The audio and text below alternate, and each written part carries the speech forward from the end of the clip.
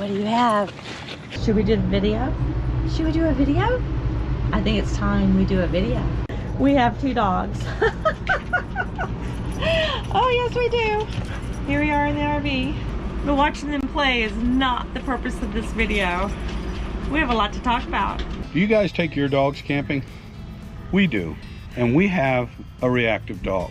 So today's video is going to be about the underside of camping with pets and what to do if you have a reactive dog in a campground, because you certainly don't want to get kicked out of a campground.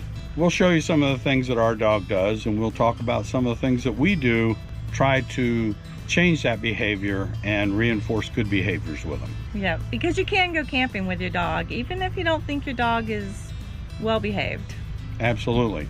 There are a lot of dogs out there that are not necessarily well behaved, and it doesn't matter if they weigh 6 pounds or 60 pounds.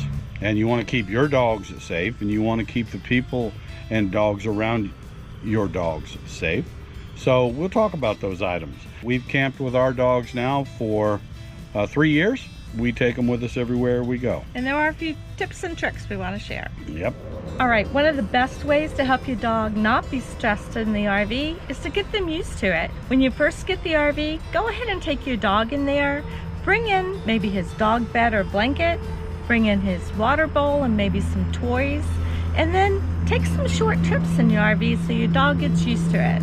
Even if you're just driving to the gas station. All right, tip number 2. Another way to help your dogs not be stressed is to find dog parks or fenced-in dog play areas.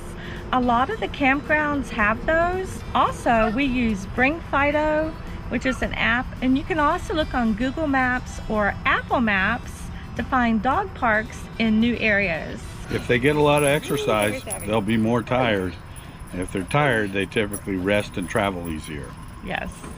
All right, so tip number 3 is you need some way to monitor the temperature in your motorhome or RV. There are multiple companies that make Wi-Fi enabled temperature monitors as well as remote cameras so that you can actually follow along with what's happening inside the RV or outside the RV if you'd like. I have a Govee temperature monitor system, very pleased with it. It sends me a text if the temperature range that I have set is exceeded. We also have a max fan temperature controlled system. If the RV were to lose power and the air conditioner shut off at a predetermined temperature, my roof fan would automatically come on and open to start circulating air in the RV until I could get back to the dogs.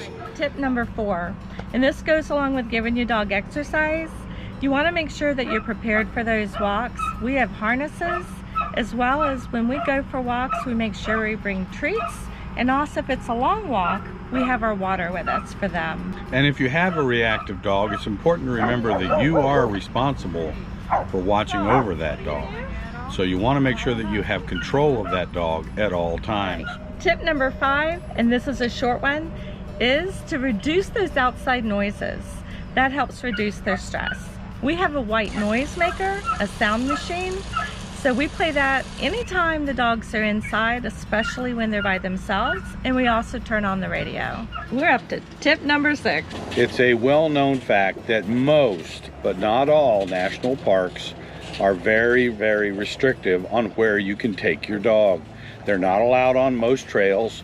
They're not allowed in any of the visitor centers, and quite often not allowed in the common spaces. However, that is not always the case. As we found in Grand Canyon, they could do the rim trail. They could do a nice, beautiful walk on the Paris Trail in Zion National Park. We were able to take them along the rim trail in Bryce National Park. From Sunset to Sunrise Trail, that was it.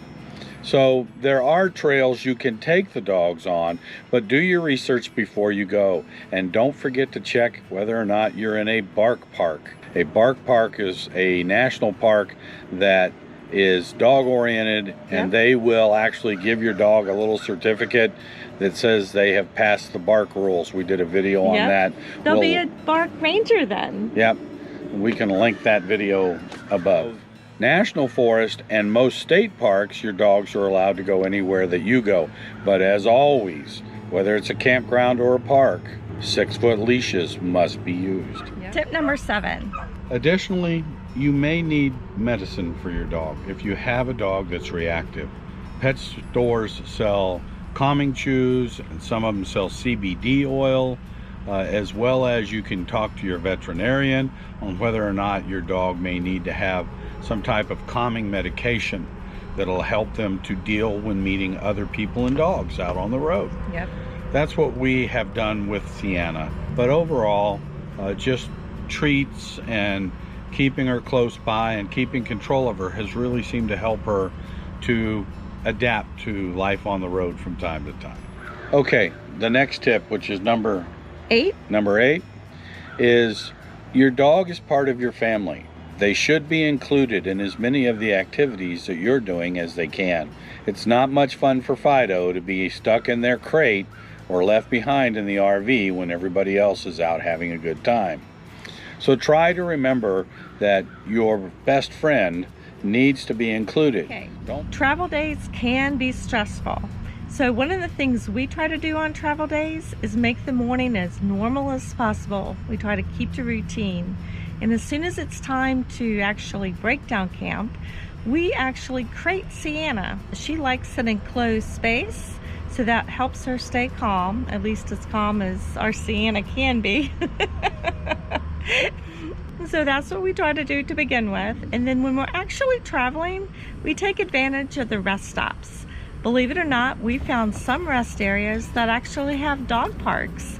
It's rare, but it happens. And the Love's truck stops have dog parks. And so that's been a good thing to find on the road.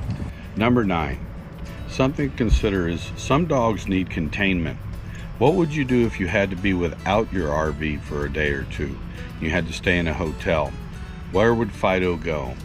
We carry collapsible crates with us in case that ever happens. We also use those same crates to contain them inside the RV if we're going to go somewhere.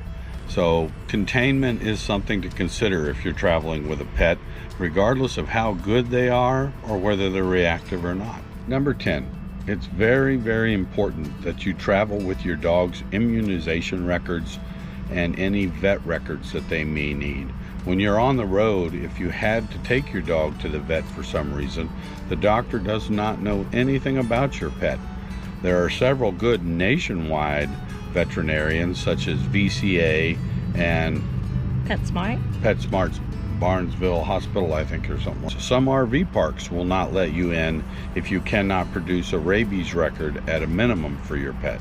Okay, one of the reasons we did this video is we've had people ask us questions about what it's like to travel with dogs, but we don't know everything. So leave us a comment below if you travel with your dog or what your favorite hack is, or if you have any special tips and tricks for traveling with dogs.